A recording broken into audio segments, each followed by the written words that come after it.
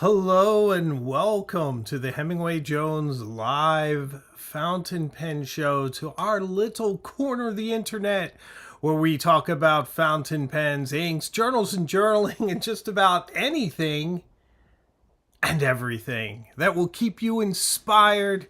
I am your humble host, Hemingway Jones, and I'm absolutely delighted to see you all here. I'm looking at the chat. There's a lot of people there. I see thumbs up flying up, which always keeps me energized and excited on our Tuesday night chats. There's a bunch of folks that meet each Tuesday to chat in the live chat, and then the conversation continues in the comment section because I leave these up. So I'm delighted to have you. We have an interesting show for you this evening. We're going to talk about a bunch of things, talk a little bit about which video is coming, which videos have left, because last week, well, they didn't leave, they're still there, but which I posted. Last week I posted 2 videos. We'll talk a bit about those. And out of that comes a new idea I have for Illuminati and Cognoscenti members of this channel. So I have a new thing that we can do to use our fountain pens. It's an idea. I'm going to run it by you all and see what you think, and then we'll move ahead if you like it. So we'll talk about that. And if you're tuning in and wondering what all this business about members is, there's membership for the channel. There's a group of really lovely, dedicated people that help support the channel, help pay the bills and keep things going, keep me inspired. And I do some videos behind the scenes, some bloopers, and we have a pen pal group for Illuminati Cognoscenti members, and perhaps something else too, very, very soon. Tom, I'm actually due for a haircut. Tom Morley says that I got several hairs cut. No, I did just comb my hair before I went on the air, but this is actually long for me. So I get my hair cut every 2 weeks for 2 reasons. The biggest reason probably because I am vain, and I feel that when my hair is cut like this, I look younger. That when it grows, it looks more gray, and I look more my age. And the second reason was that it's something I can control, and it gives me a sense of control if I can keep my hair a little spiky in the back, and it makes me happy. So every 2 weeks I see my barber, Alyssa, in Newton, Massachusetts, and she does my hair. So she is the best if you're looking for a haircut in the Boston area. Okay, so if you watch the show each week, also consider subscribing. I'd be absolutely delighted to have you on this journey with us.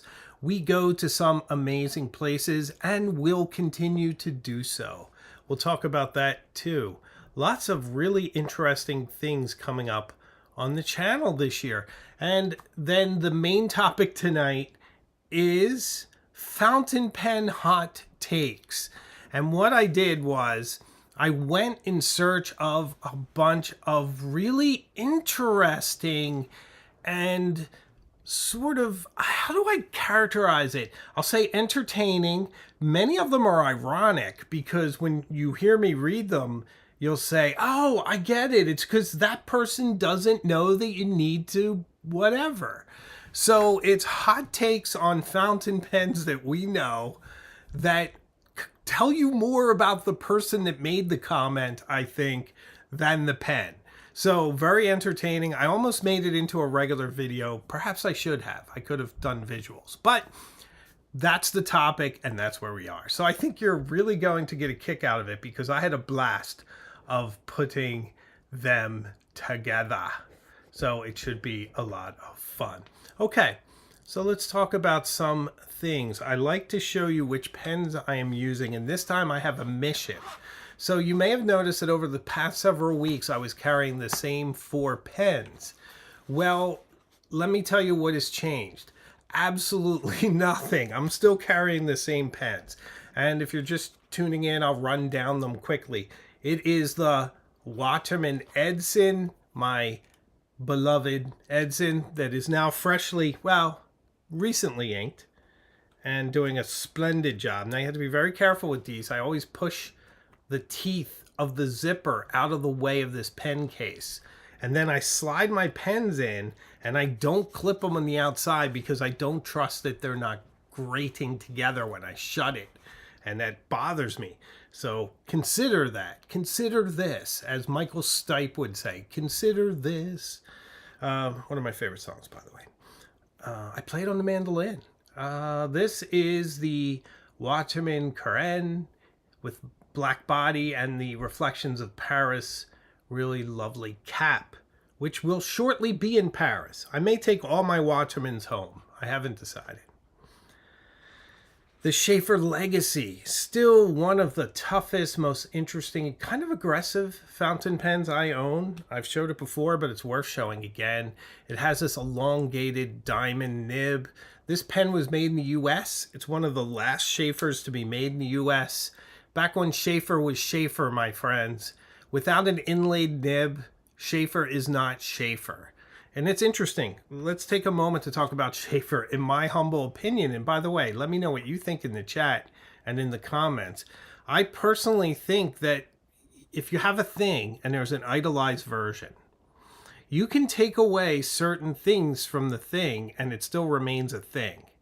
And I mean, I guess in the same sense of the ship of Theseus, which we've discussed before on the channel. And the ship of Theseus is, if you have Theseus's ship and then it starts to rot and you take different pieces off of Theseus's ship, and then after, say, 50 years or so, everything's been replaced, is that still Theseus's ship now that it's been replaced with other pieces of wood?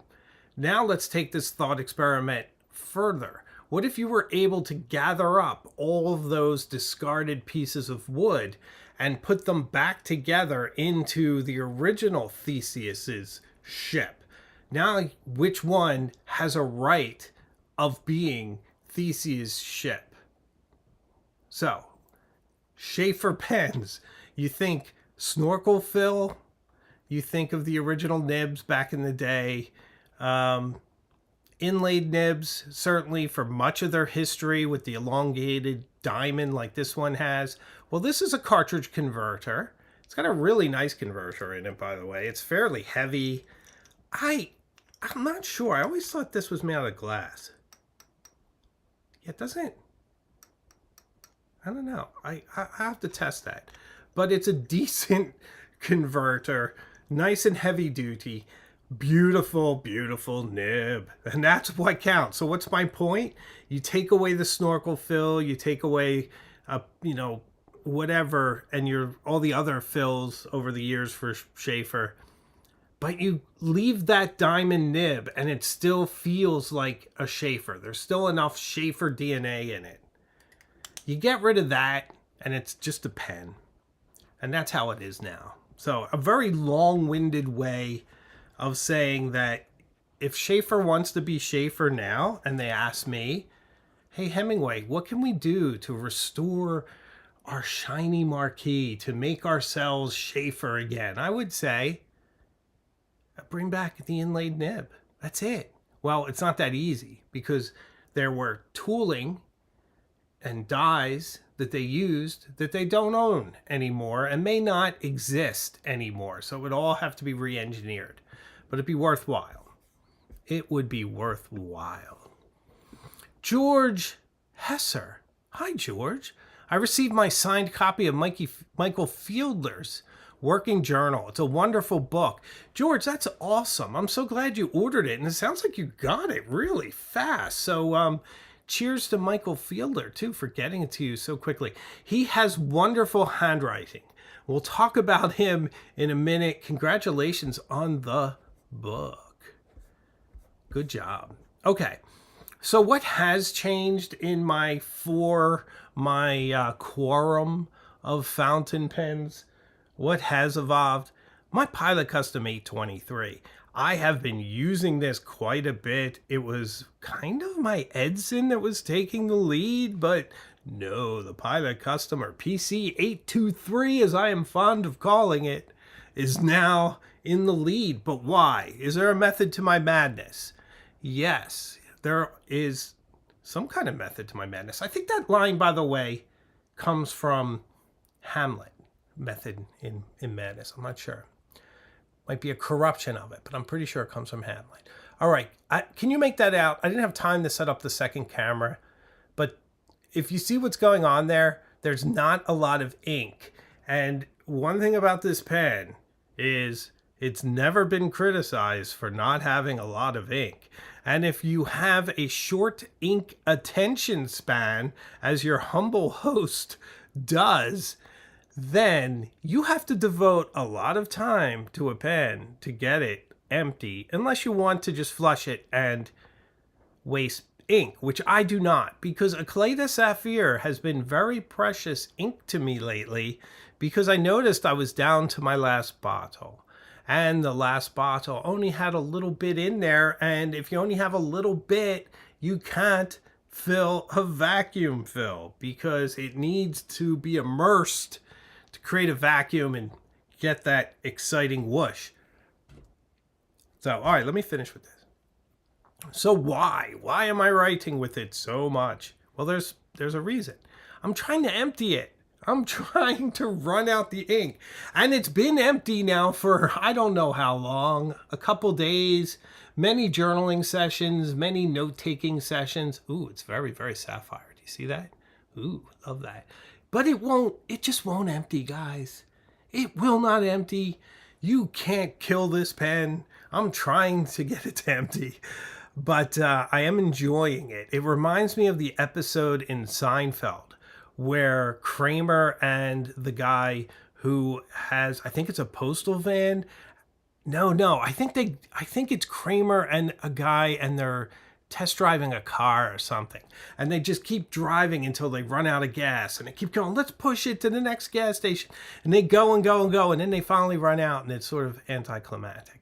But I am trying to get this to run out completely, because I've filmed with this, and I actually wanted to film this for the video, but sadly, it didn't run out in time. It just wouldn't run out, so I couldn't fill it up with more Eclat de Saphir.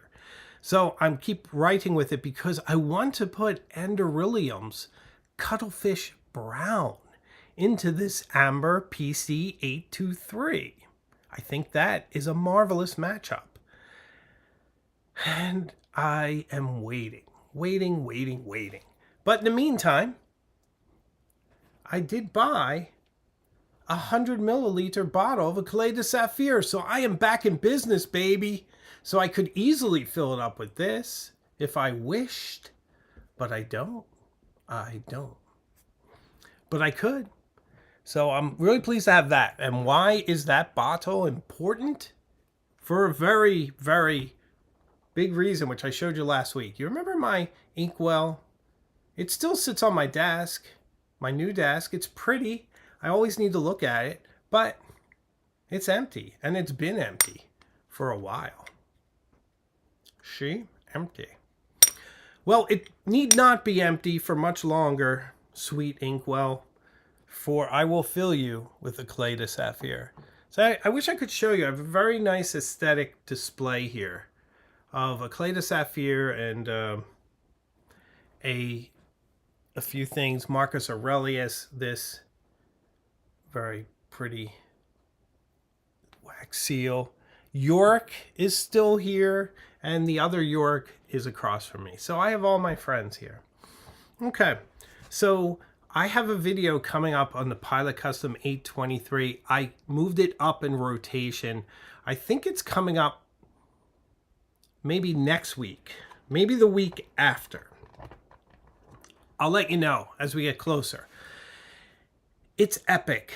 It's epic. It took me forever to film, forever to write, forever to edit. I called in reinforcements, which I think you will appreciate when I get closer. I'll let you know what that means. But I called in some help, and help arrived.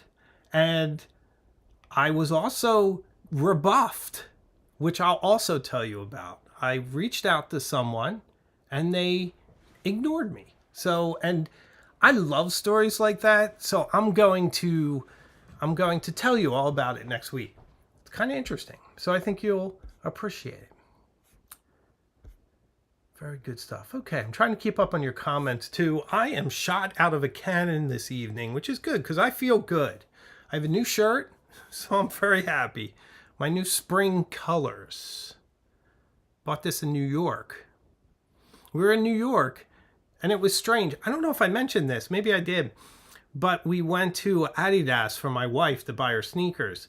And right next door was a Lacoste shop that wasn't in the directory for New York City. I knew there was a Lacoste, but not there. And it was there. So I walked in and they said, "Welcome to our soft grand opening of our flagship Lacoste store." I was like, wow, I'm a kid in a candy shop. And I dropped a lot of money on new stuff. So I probably shouldn't have, but that's what happens. Okay. So much to get into, so much fun. I'm trying to keep it all straight.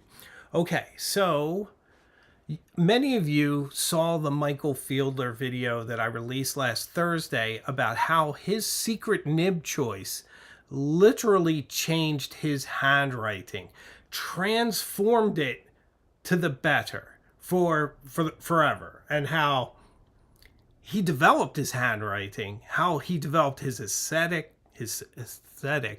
I say that word all the time. Why am I having trouble now? That's what happens with me. I just have to live with it. He has refined his writing. The way the letters trail off is part of his obsession. We get into a lot of this in the video. And it's really interesting because he's a very sensitive, artistic, interesting, engaging, humble guy who is into exchanging information, not into self-aggrandizement. So he contrasted really well with me. So we had a fantastic conversation. Very nice guy. Showed his book, showed his handwriting, really got into it. And I hope it helped in your handwriting journey, because that was the point. So I hope you enjoyed that. So Michael has a book called The Working Journal, and we talk about it in the video. Please go watch the video if you haven't. Many of you did. The video did quite well. I'm very, very pleased with it. But the basic idea is that he would give people a pen, and a very, very nice pen, and if you want to know which, watch the video, and allow them to write kind of a journal entry, and then he would do their portrait. He is a photographer. So on one side of the page, you get a portrait of the person. On the other side, you get to see their handwriting. And much of their handwriting is pretty good. Most of it is surprisingly good. And some of it is more expressive than traditionally beautiful. But you guys know that I prefer expressive over perfect. And it's a really interesting handwriting resource for modern handwriting. Some of it's in cursive, some of it's in print, but all of it is really interesting and really compelling. So it's a really interesting idea. So this leads me now to my idea, which is my old idea brought back to life. And I want to ask all of you, all of you can comment, but I'm going to restrict this for Illuminati and Cognoscenti members because of the nature of this project. Tell me if you guys think this is a good idea in the chat right now and on the comment section later. And if you have a lot to say, email me. You can always email me too. Okay, what is this? So years ago, when I worked at the Isabella Stewart Gardner Museum, when I met my wife, there was an artist whose name escapes me. I wish my wife were here. She would remind me. And he was very much into making interactive art installations. So I had an idea that was very close to me of doing something similar. And my idea was that I would take a journal, and this Illuminati and Cognoscenti Members is this idea that I'm proposing to you. Take a journal, and I would write an entry about where I am in life, what I think about the world, myself, anything, but where I think I fit in life, the universe, and everything. And I suppose I could just write the number 43 if I wanted to. Was it 43 or 42? I always forget. Somebody help me in the chats. So I would write an entry, and I did. So I wrote an entry about where I was in my life, and then I gave it to someone. I gave it actually to my wife, who was my girlfriend at the time. And she wrote an entry. And then I asked her to give it to someone and pass it on. And in the back of the book, I had my email address so that when it was full, the person could email me and I could make arrangements to bring the book back, and I was going to scan it and put it up on a web page, all the different entries scanned in order by date, so that people could see all these different people. So pretty neat idea. It has never come back. So it went out in the world and it ended up in the trash somewhere. I don't know where, but it never made it back to me. So maybe that's better. Maybe there's something appropriate about it sort of languishing in someone's den or at the bottom of a landfill somewhere. Something like a Mandela that you wipe clean when it's done. So my idea, dear Illuminati and Cognoscenti members, is to do the same. To pick a journal, I'll write an entry, I'll mail it to someone, you guys mail it around until it gets full, and then someone, not me, because believe me, I'm doing enough stuff, but someone at the end could scan it and either send it to me and I'll post it, or they could host it somewhere or whatever. And or you know what? No, you know what we do? I take that back. This is what we do. See, I'm working on this while I think about it. But this is what we do. When it's full, you send it back to me, and then I do a video on it. And I show each page and talk about it. Probably couldn't read the whole thing. The video would probably be 8 hours long. But we would be able to sort of touch on some highlights and to show each page, and then maybe I pass it on to someone who could scan it. So kick it around. If it sounds like a fun idea, we could do something like that. Now, remember, it would involve a lot of shipping and could be interesting if it has to be shipped overseas, especially in these days when shipping companies are no longer shipping to the United States because of tariffs. So keep that in mind, but it would certainly be fun. So that's my idea, guys. Let me know what you think, all of you. Okay. Love having all the members here. I'm always trying to think of stuff to make it interesting. I appreciate your support, and I appreciate everything you do to keep the lights on and keep me inspired. So thank you. All right. So last week, in case you missed it, and I'm rethinking this whole strategy about putting extra videos up in other time slots. I think I might just have to put them in my time slots because I don't think that people see them. And not that it did bad. It did great. It did fine. But I just feel like it could have been seen by more if I put it up in a regular time spot. And that is, I did a video on my trip to the Strand bookstore in New York City. And I went around the whole store, told you about some highlights, some stationery that I found, some books and things, and some of my obsessions. We see a little Imogen in there. We see some Helen. And I have my new lapel. Is this a lapel? I guess this is a collar. This is kind of a lapel in a way. Anyway, I have a new magnetic microphone that did a great job of picking me out of the crowd because it's very, very noisy in there. And it was a really good dry run on how to use that technology. So I think I'll be using that a lot more at pen shows, at other bookstores, at museums. But you get a nice view of this bookshop. So I will be doing a lot more of that. A lot more bookshop tours in the future. So just really nice to have the magnetic mic because I've used it a few times handheld, and it works really nicely too. I just made a video wearing it. I can even plug it in my laptop. So it's a really nice mic. And it gives my voice actually more of a bass quality than it has. So it makes me sound a little more masculine than I actually am, which I kind of like. I should just slide up the bass on my voice. I'm a little whiny sometimes. So Steve Ruckle says, yes, Imogen came home with some treasure. She did indeed. Imogen has a blast. She loves bookstores and she loves to read. So I see a lot of love for that video. Thank you, Brady. Lots of good stuff.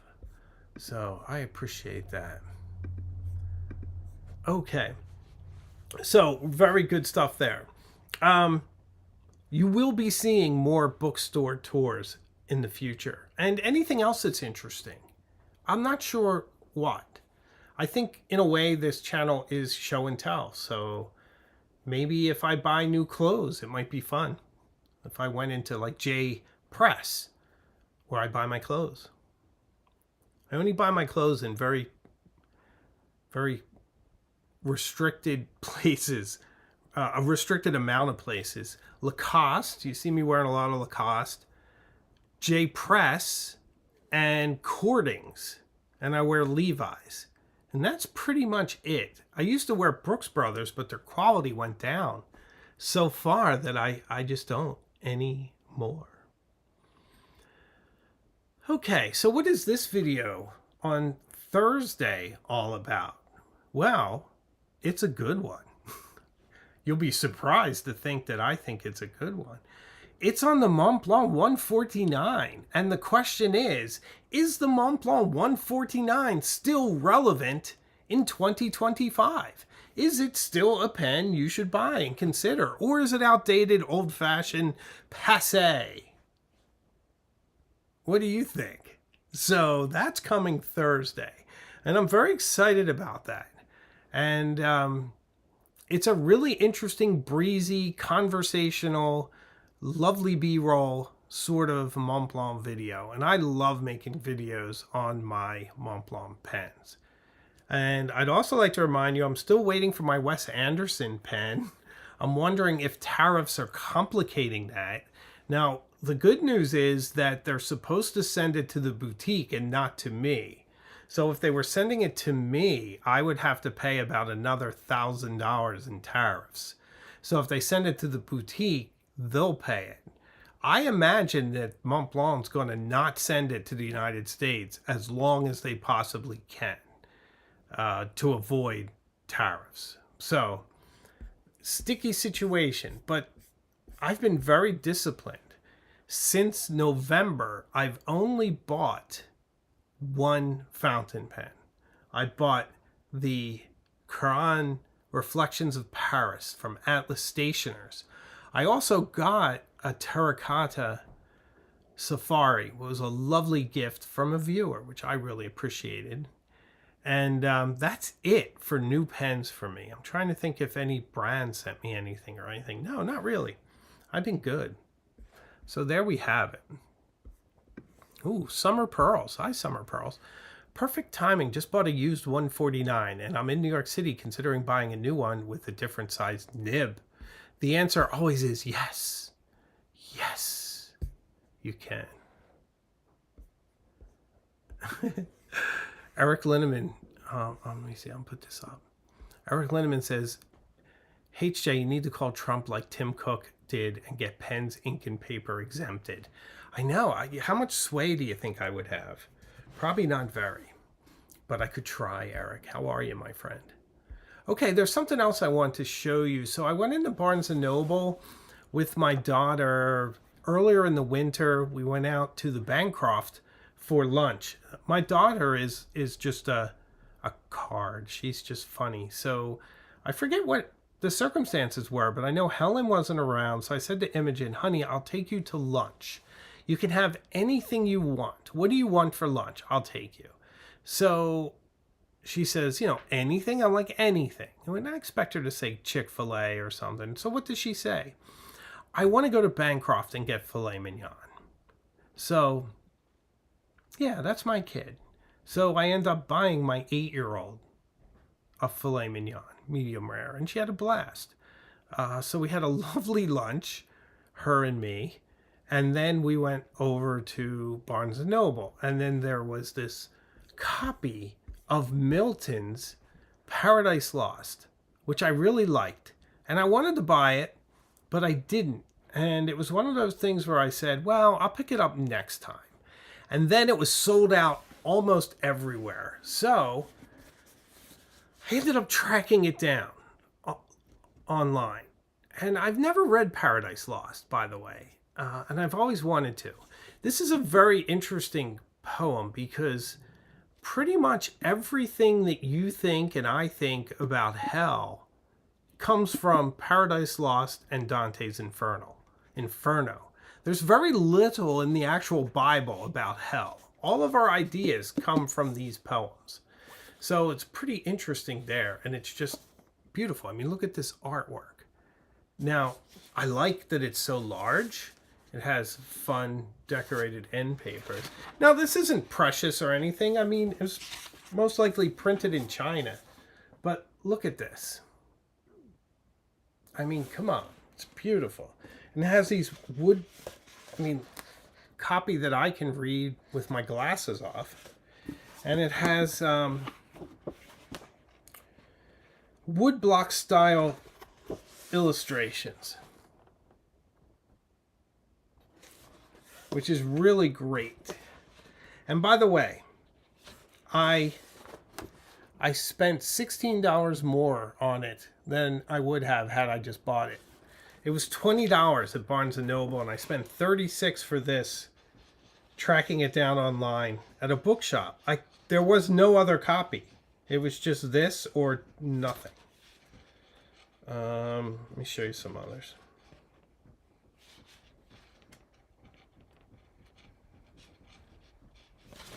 This is really cool. So, very, very cool book. Very excited to have it. Very fun. And I can't wait to dig in. It's going to be very, very interesting. Okay. So that's that. Oh, you guys like it. I'm so glad. So now I think it's time to get into our main topic, which is a lot of fun. I did want to mention one other thing about tariffs. There's a possibility that $800 exemption that we as Americans have always enjoyed is going away on May 2nd.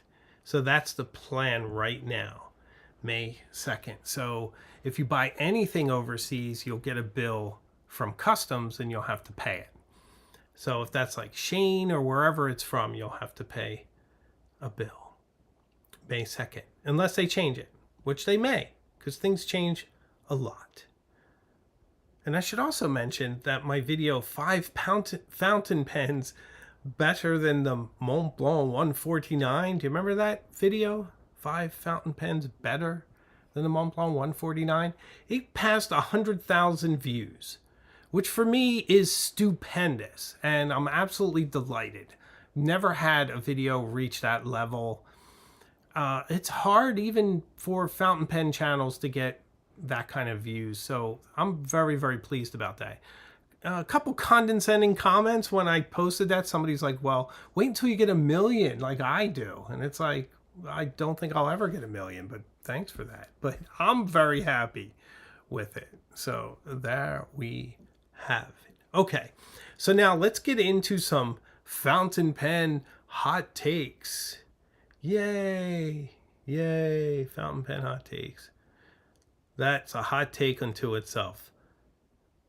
Okay, so this is a comment I found on a pen that I've been using quite a bit lately, the Pilot Custom 823. So I think you'll get a kick out of this. And thanks for all the likes, guys. I can see that. Excellent pen, large ink capacity, and easy to fill with a single movement. The pen is not so flexible, but writes very well and smooth.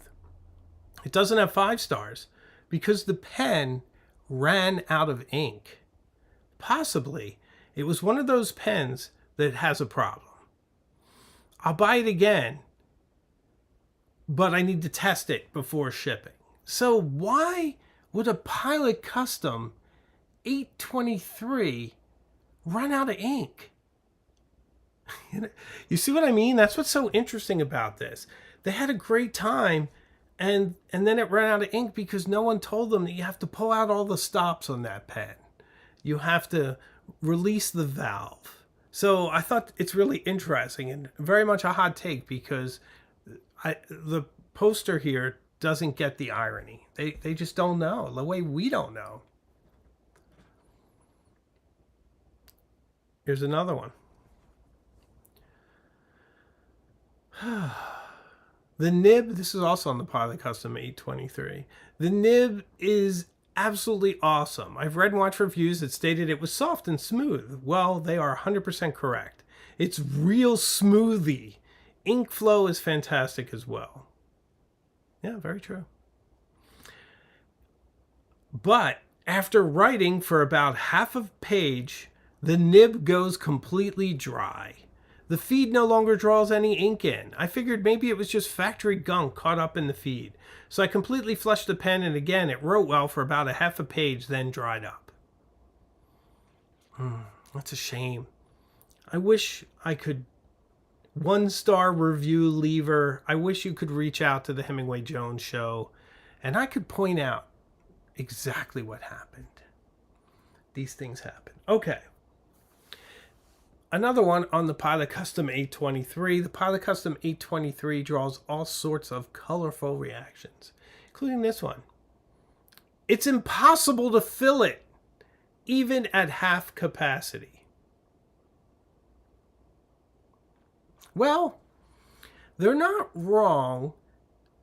There's a lot of factors. If you don't immerse it completely, it's not going to rise to a satisfying level. So if you sort of put it in a bottle of ink that's kind of shallow, you're only going to get a little bit. And if you want it to be full completely, you kind of have to lift it up very carefully and then start over with the plunger, pull it out slowly without causing a disaster. And there's a way of doing it, and I've done it, but it's very dangerous because you can Jackson Pollock your wall. So you have to be very, very careful. Like a man says, some people don't deserve a great pen. Well, you know, I know what you're saying. It's true. But then I do feel bad because some of these people just don't know. So it'd just be great if they would just reach out to us. We'd help them. Okay, this is on the glorious and another fountain pen that's coming up on the channel very soon. The L2000. The Lamy 2000. The Lamy 2000 fountain pen is highly overrated.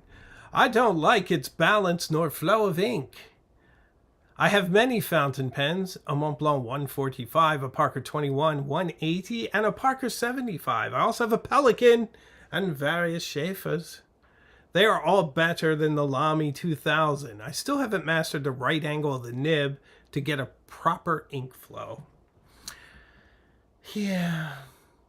I can sympathize a bit with that because I find this pen is best for short rhythmic writing than big swoopy lines. So depending on your writing style, this pen may not be for you. Although I have a renewed appreciation for it. Or do I? We'll find out soon. Pilot Custom 823. The first line blew me away. For the money you spend on this pen, you may want to look elsewhere. Okay, I mean, it's one of the best value fountain pens in the market. If somebody said, what is the best value fountain pen? I'd probably say Pilot E95S, the Pilot Custom 823, and the Watchman Quran would all spring to mind. But hey, you should look elsewhere. This is advertised as having a medium nib, which is much broader than that. And there is so much ink that comes out when writing with this nib that it goes right through the page, unless you're writing with very sturdy paper, as one does. I have all kinds of fountain pens. I'm a bit of a collector. And I must say that this is one of the few fountain pen purchases where I was disappointed. Maybe the fine nib would have been perfect, but who knows? Now this is interesting, and I'm sure you guys are already up to speed even before I say it, but this is someone who doesn't realize that Japanese nibs are more narrow than European and probably has never written with Japanese nibs. So, interesting. So their big contention is that the nib puts down too much ink and that you need to have very sturdy paper. Now, we can all appreciate that. The quest for decent paper for fountain pens is eternal and real. We move on.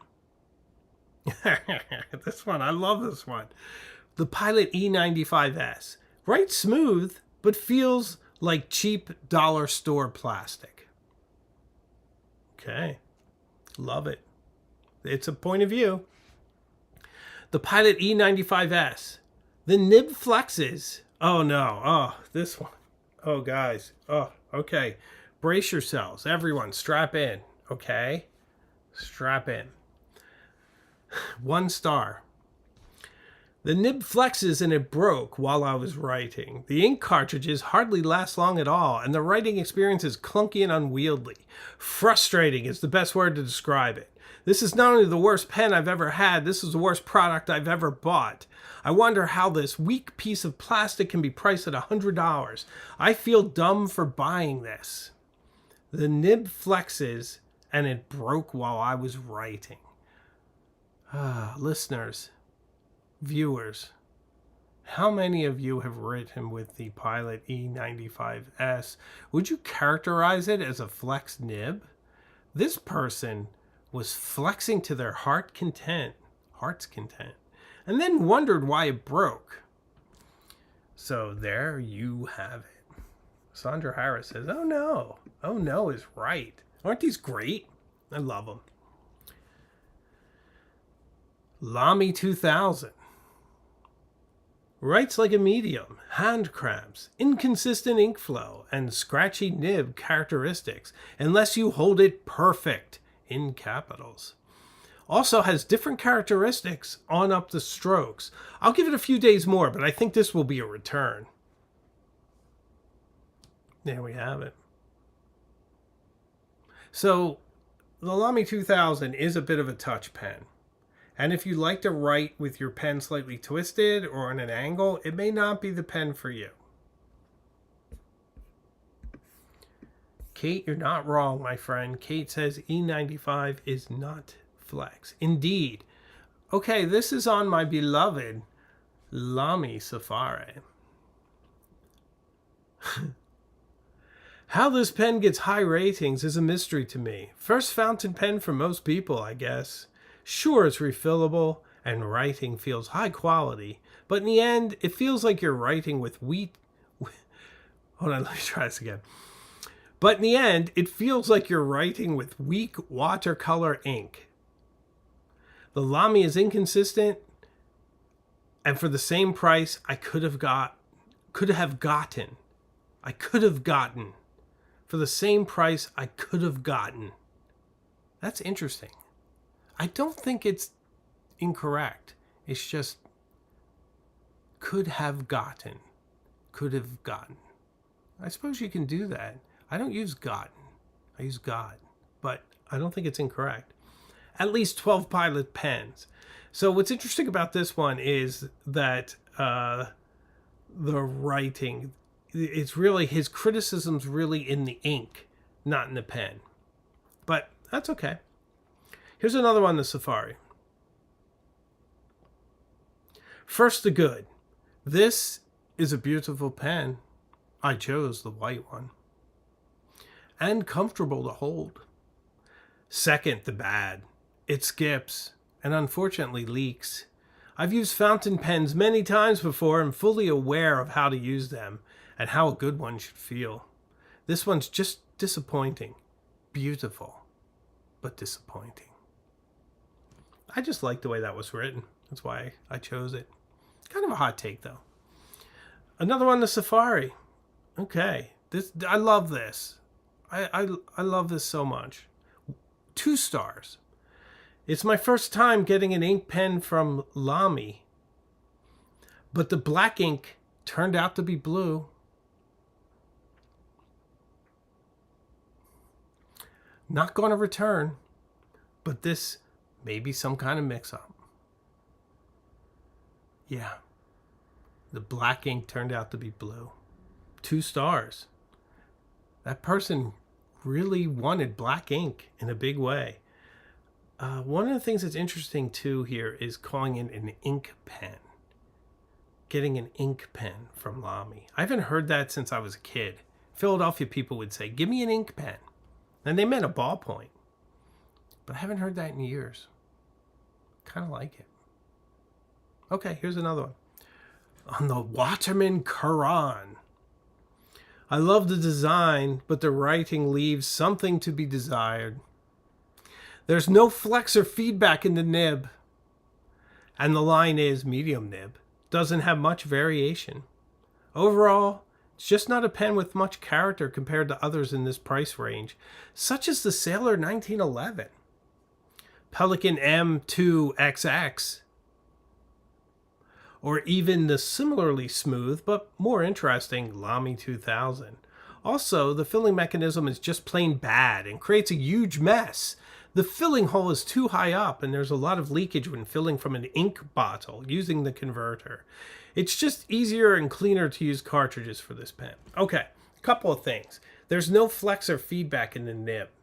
Watermen are known for being smooth. This person must have pressed pretty hard to even test whether there was flex on a Quran. It's an inlaid nib. Good luck with that. The last thing is that the filling mechanism, right? So a lot of folks, and you guys know this, if you have an inlaid nib, you have to clean around the little fins on the side. If it gets any ink in there when you fill it, and it usually does because you're immersing the whole nib, you're going to think it's leaking, but it's just because you haven't cleaned it thoroughly. So always clean your nibs thoroughly. I always say that to my daughter when she washes her hands. I'm like, "Honey, wash your hands thoroughly." And she'll say, "Daddy, I'm washing my hands thoroughly." It's very good. Okay, the Mont Blanc 149. Owned 2 of these over the space of a decade. Required an inordinate amount of care. Realized pens are tools, not hobbies or vocations.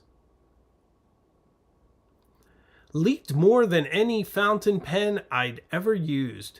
Mediocre writing quality, way overpriced.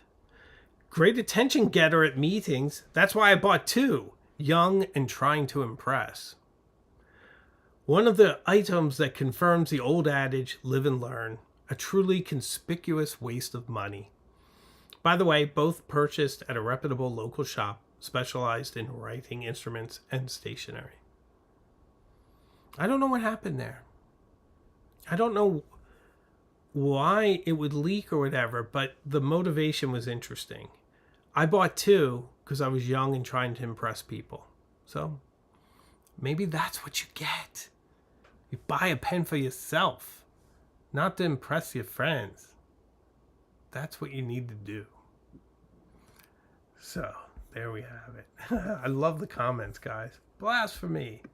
Captain Obvious strikes again. Good stuff. Terry, those are some pretty crazy reviews. I hope you guys are enjoying this. I think it's fun. We have a few more. Safari. I love Lamy pens. However, the last 2 have been subpar. I put pink ink, a tried and trusted brand, in, but the ink came out blue. Then the pen quit writing. I got a replacement and the same thing happened. The pen is still writing, but not like my other Lamy pens. It appears there's a problem in testing or something. I put pink ink in and the ink came out blue. So what that tells me is they don't know how to put ink in a pen. And I bet you anything that pink is shimmer. And that's what's going on. I'll bet you. this is my favorite. You knew it was coming. 1 star. Lamy Safari. The pen looks used. There's ink on the nib.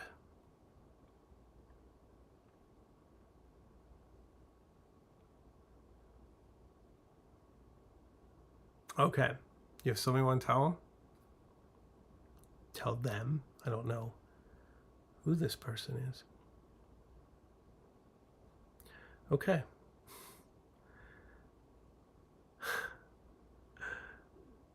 Okay, let me see.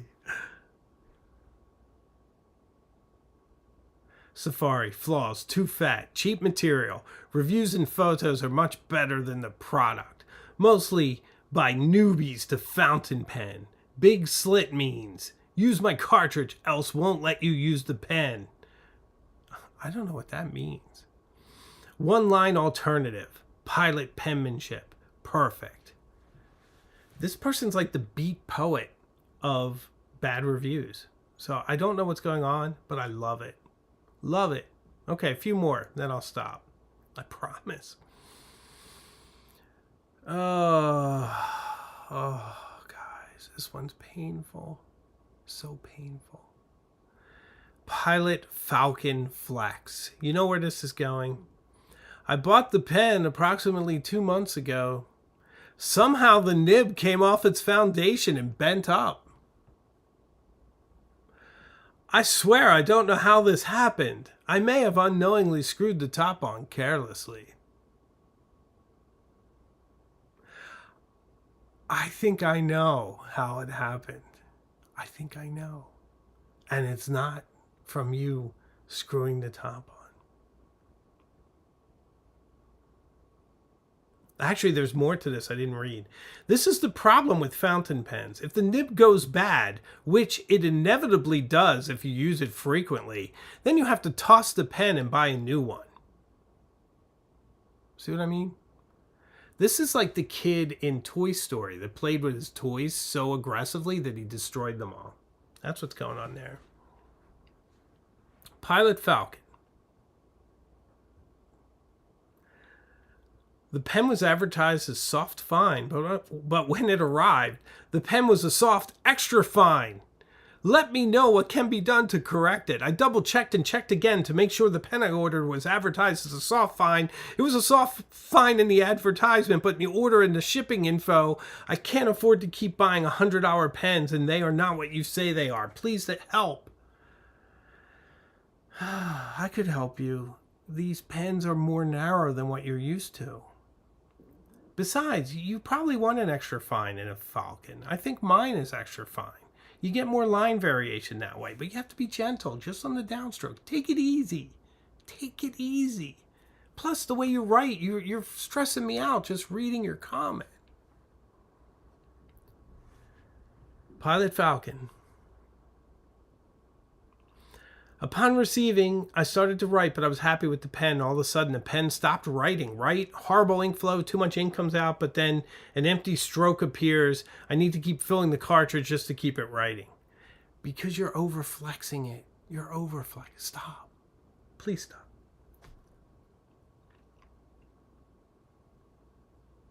This one. Pilot Falcon. I read a lot of Pilot Falcon.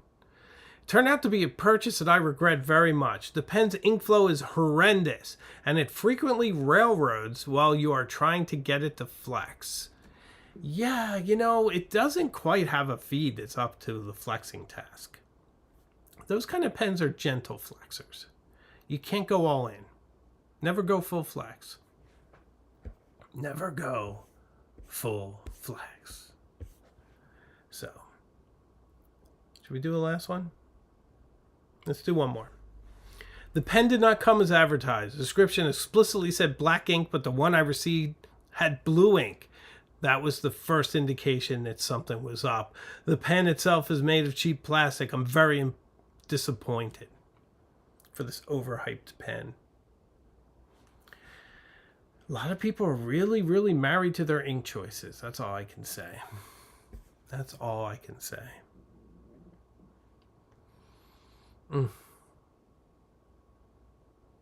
I think it's interesting though, because like it reminds me of when I started out with pens. And I had many preconceived notions. And if someone had talked to me or took a few minutes to kind of explain things, and this is why I say it, and I'll say it again, if you're going to buy something, you really should buy it from someone who has expertise, or acquire some expertise before you buy it. I do that with everything I'm into: pocket knives, watches, fountain pens, whatever. Get some expertise. But I really like it when people don't kind of see the error of their ways. They don't know that it's not them. I mean, it is them and it's not the pen. So kind of an interesting perspective to see these in action. So I hope you enjoyed them. I thought they were fun. I certainly hope all the people who were involved got it straightened out and ended up being happy with something over time. This was a blast for me. Maybe we'll do it again sometimes. I do like to dig into fun comments. There's actually a couple quotes in there that are pretty fun. I might post elsewhere. So we have a really good video this week on whether or not the Montblanc 149 is still relevant in 2025. Is it still a pen you should add to your collection? Well, to decide, you need to watch that video, and then you'll know. So thanks, guys, so much for watching. And if you've reached this point, please consider subscribing. I'd love to have you along for the ride. And before we go, I need to recognize the mighty, the amazing Michael Rowley with a 1999 super chat for the lights, laughing out loud at the dramatics. Love it. Thank you so much. I really appreciate it. Michael, you're so generous. I really appreciate all your help. Thank you. And Laura, thank you very much. $3. I really appreciate that. Thank you. It goes very far in keeping the lights on, and I appreciate it. All you guys, you do so much. I appreciate you all. And I'm glad you're enjoying the channel as much as I am. I'm feeling very inspired lately. I made 3 videos over the weekend for the channel. I've never done 3 videos in a weekend. And I have so many more ideas and so much more to do. I hope I can get it all in time.